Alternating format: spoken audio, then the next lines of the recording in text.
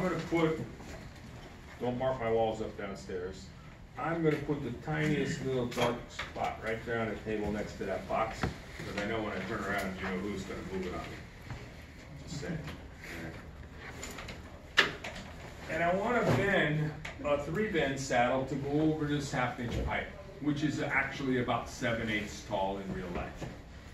So I'm going to choose a rise of 1. I'm going to choose a rise of 1. And the angle I'm going to choose to go over 10, 20, 10. So if you look at your bending formulas, shrink on a 10-degree bend is 1. So rise times 1/16, 1 times 1/16 is 1/16. Could we bail on shrink here? We could bail on shrink. It's a 16. No one will know. I could guess it. I could estimate it. Sure. And distance between bends? 6. Rise times 6, 1 times 6 is 6. So I'm going to make this bend with no tape measure. Because once I understand I don't need to add shrink, or I could visually add the tiniest bit if I wanted, a 16th isn't very big, and then I got 6 inches away from the marks, I no longer need my tape measure. I can bend this whole bend using no tape measure. So what I'm going to do to mark the pipe instead is use the pipe itself as my measuring stick.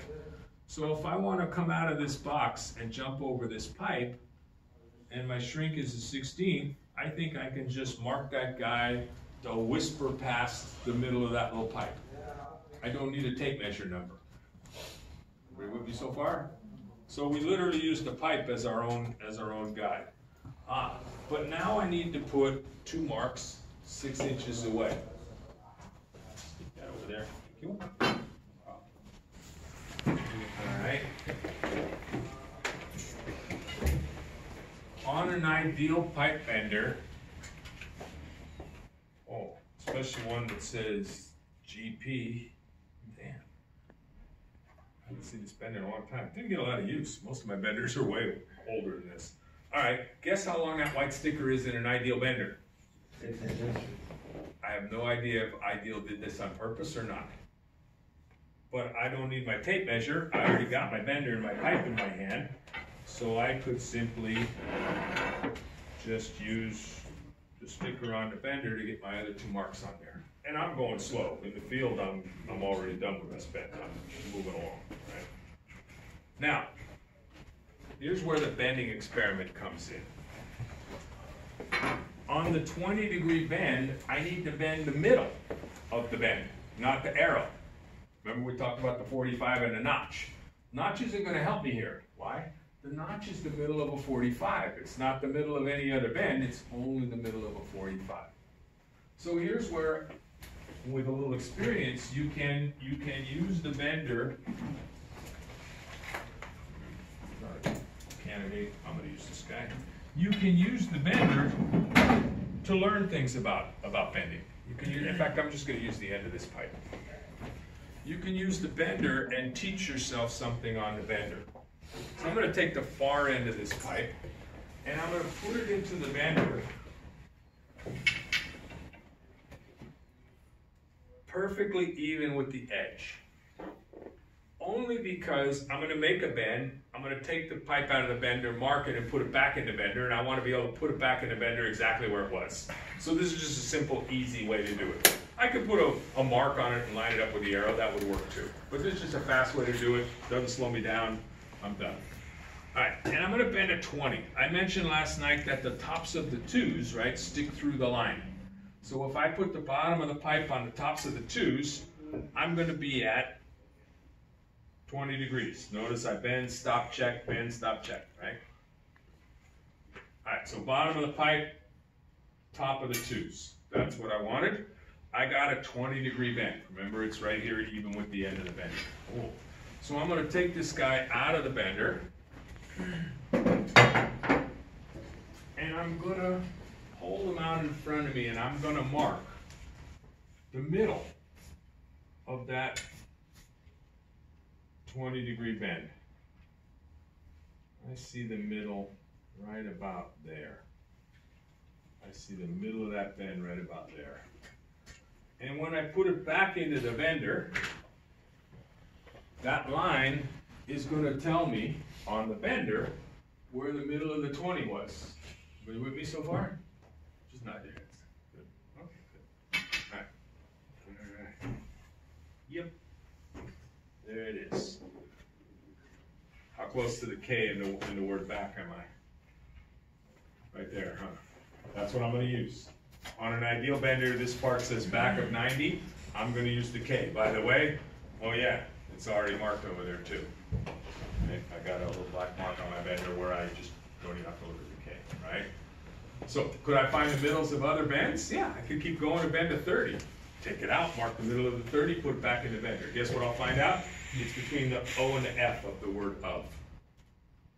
Done, right? There's a whole lot of stuff on this bender that Ideal doesn't put on there that you can find out. All right, now once I've found this out, once I know this, now I can come back here to my 3-bend saddle, and I can put that middle bend right over the K of the word back, and I'm ready to rock and roll. I'll turn that up so it'll be out of my way when I put the pipe back on the table, right? And I'll pull a 20 of my 3-bend saddle. Stop and check. Boom, done. 20 degrees. There's my 20. Oh, look where that line is, right? It's in the middle of the bend. Surprise, surprise. I got it right. Oh, I like it. She didn't think I ever did it. Sorry, just say that. All right, so now when I go to make my second bend, what do I got to do? I got to say to myself, does the finger of the bender point towards the object I'm going over, right? So for this next bend, it's an offset, so I roll it over and slide it down. Notice how the finger of the bender points towards my middle bend, right? That's where that 1/2-inch pipe is. The finger of the bender points toward the object I'm going over. You're gonna get down in lab and you're gonna not ask yourself that question, right?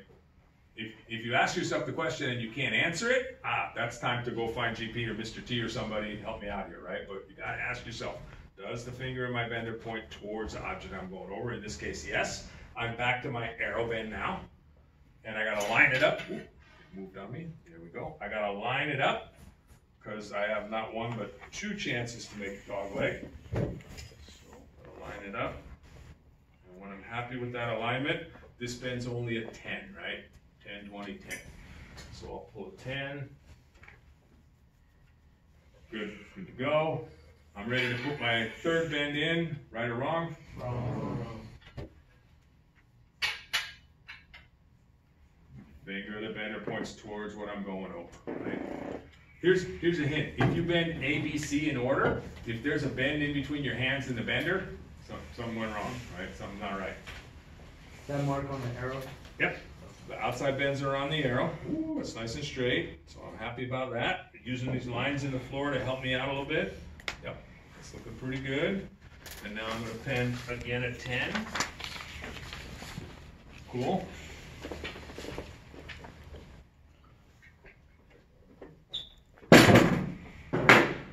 And away we go.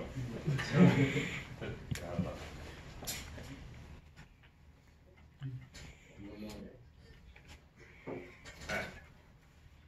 So, here, come with this. Where's that black mark? It's in the middle of the pipe, right? I got a little bit extra bend here. See it? See it rock this a little bit? Not a worry. One more time. I'm done. 3.5 minutes and I talked the whole time, right? I went really slow and talked it through. That's a 1.5 minute bed out in the field. Right? Done. And you don't gotta be in a hurry. You just have to be precise in your bends, right? So there's a whole lot of little tips and tricks. And I meet a lot of guys that know all the tips and tricks. What do they not know? They don't know the basics. They survive pretty well in day-to-day stuff, but when they come to a bend that's a little more unusual or complicated and they don't have a trick for it, then they're doomed. That's when the math comes in, right? Just figure the bend out, do the arithmetic, mark the pipe, bend carefully, it works. It works. You need them both.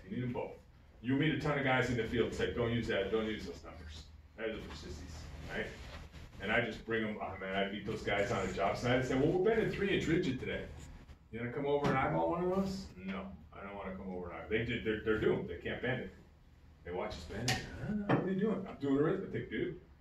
It's a $75 stick of pipe, I don't wanna make a mistake. Yeah. All right, let's leave that.